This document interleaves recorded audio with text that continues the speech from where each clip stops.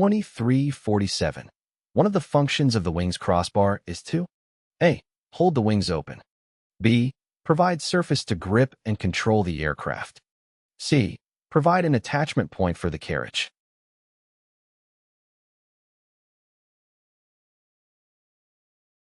The correct answer is A. The crossbar, or wing spar, is a critical component in the wing structure of an aircraft. It serves as the main load-bearing element, carrying the weight of the aircraft and the aerodynamic forces generated during flight. The crossbar is typically made of strong and lightweight materials, such as aluminum or composite materials, to provide the necessary strength while minimizing weight. In addition to supporting the weight of the aircraft, the crossbar also helps distribute the aerodynamic forces evenly across the wings. During flight, the wings experience lift forces that act upwards and drag forces that act rearwards. These forces are transferred through the wing structure to the crossbar, which then distributes them to the rest of the airframe. The crossbar plays a crucial role in maintaining the shape and integrity of the wings. It resists bending and torsional forces, preventing excessive wing flexing and deformation. This rigidity is essential for maintaining the aerodynamic efficiency of the wings and ensuring stable flight characteristics. Furthermore, the crossbar serves as a connection point for other wing components, such as control surfaces, fuel tanks, and wing-mounted equipment. It provides a secure attachment point for these elements, ensuring they are properly aligned and functioning as intended. Overall, the crossbar is a vital structural component that contributes to the strength, stability, and aerodynamic performance of the aircraft's wings. Its design and construction are carefully engineered to withstand the loads and forces encountered during flight, ensuring the safe and efficient operation of the aircraft. 2326. Why should gyroplane operations within the crosshatch portion of a height versus velocity chart be avoided? A. The rotor RPM may build excessively high if it is necessary to flare at such low altitudes. B. Sufficient airspeed may not be available to ensure a safe landing in case of an engine failure. C. Turbulence near the surface can dephase the blade dampers, causing geometric unbalanced conditions on the rotor system.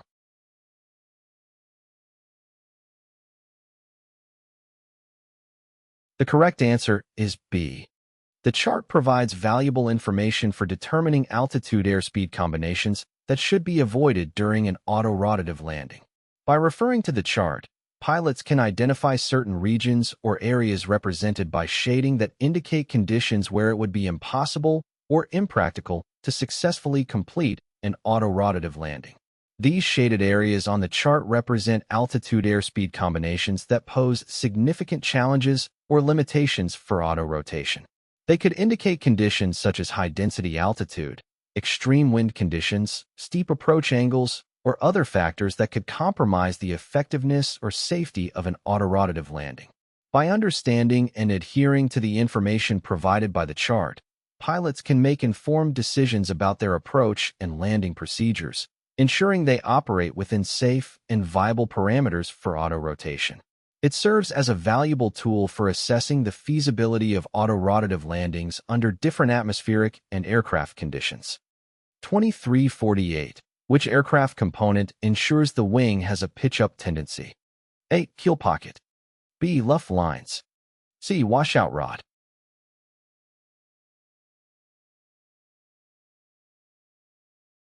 The correct answer is B. The luff lines on a glider wing are used to introduce a specific curvature or reflex in the trailing edge of the wing. This reflex helps in achieving pitch stability during level flight and certain flight conditions. Here's how the luff lines affect the wing's behavior. 1. Pitch stability in level flight. By pulling the trailing edge of the wing up, the luff lines create a reflex in the airfoil, meaning the trailing edge is higher than the leading edge. This reflex generates an upward pitching moment, which helps maintain the glider's stability in level flight. It counteracts any tendency for the nose to pitch down, promoting a more neutral or slightly nose-up attitude. 2. Pitch stability in steep dives or negative angles of attack. In situations where the glider is in a steep dive or experiences slightly negative angles of attack, the luff lines further increase the reflex in the airfoil. By keeping the trailing edge pulled up, The Luff lines contribute to a positive pitch-up tendency in these unusual flight conditions. This helps in preventing excessive nose-down attitudes and aids in maintaining pitch stability.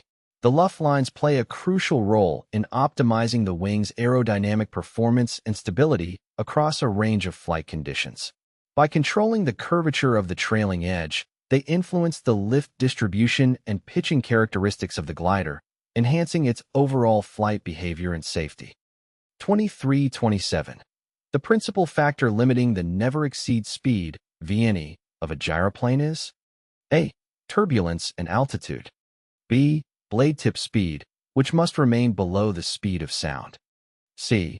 Lack of sufficient cyclic stick control to compensate for dissymmetry of lift or retreating blade stall, depending on which occurs first.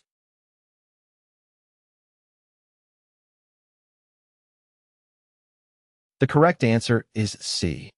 The term dissymmetry of lift refers to the unequal lift forces experienced by the advancing and retreating blades of a helicopter rotor system during forward flight. This imbalance in lift is caused by the difference in airspeed between the advancing side, opposite the direction of flight, and the retreating side, in the direction of flight, of the rotor disc. To compensate for dissymmetry of lift or the possibility of retreating blade stall, helicopter designers incorporate various design features and pilots employ specific techniques. Blade flapping. The rotor blades are designed to flap, allowing them to adapt to changes in lift and minimize the effects of dissymmetry. This allows for a more balanced lift distribution across the rotor disc. 2. Swash plate control.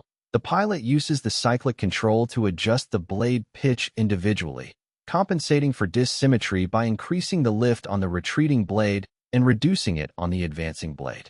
3. Airspeed limitations. The never-exceed speed, VNE, is defined to prevent retreating blade stall. It represents the maximum speed at which the helicopter can safely operate without encountering excessive aerodynamic forces that could lead to blade stall or structural damage. 4. Retreating blade stall awareness. Pilots must be aware of the conditions that can lead to retreating blade stall, such as high airspeed, high gross weight, low rotor RPM, high-density altitude, and steep or abrupt maneuvers. They should avoid these conditions and maintain a safe margin within the operational limits of the helicopter. By managing these factors, pilots can mitigate the risks associated with dissymmetry of lift and retreating blade stall, ensuring safe and efficient helicopter operations.